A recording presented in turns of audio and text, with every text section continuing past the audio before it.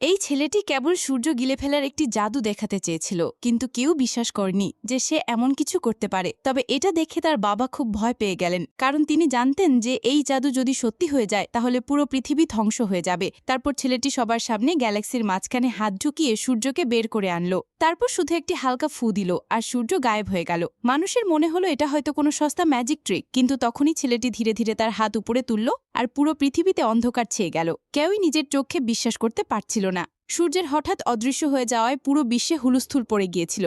আসলে 10 বছর আগে একটি ম্যাজিক শোতে তার বাবা ভুল করে তার অ্যাসিস্ট্যান্টকে 2 টুকরো করে কেটে ফেলেছিলেন, কিন্তু আসলে এটা ছিল তার শিষ্যের একটি ষড়যন্ত্র। সে আগেই সব জিনিসে কারসাজি করে রেখেছিল যাতে সান ডিভোরিং ম্যাজিকের রহস্য চুরি করা যায়, কিন্তু গুরু জেলে যাওয়ার আগে সেই ম্যাজিকটি নষ্ট করে দিয়েছিলেন। এখন 10 বছর পর তার ছেলে আবার সেই ম্যাজিকটি করল, কিন্তু সবাই সূর্যকে ফিরিয়ে আনার জন্য চিৎকার করতে লাগলো। তখনই ছেলেটি কেবল হাত নাড়ল আর সূর্য আবার আকাশে জ্বলতে লাগলো। তারপর সে সূর্যকে নিজের হাতের তালুতে রাখলো আর অল্প সময়ের মধ্যেই 3টি সূর্য তৈরি করে ফেলল। তখন আকাশে 3টে সূর্য জ্বলছিল আর পৃথিবীর তাপমাত্রা 100 ডিগ্রিরও উপরে চলে গিয়েছিল। আর তখনই ছেলেটি 3টি সূর্যকে নিজের হাতের তালুতে চেপে ধরল আর সবকিছু আবার স্বাভাবিক হয়ে গেল।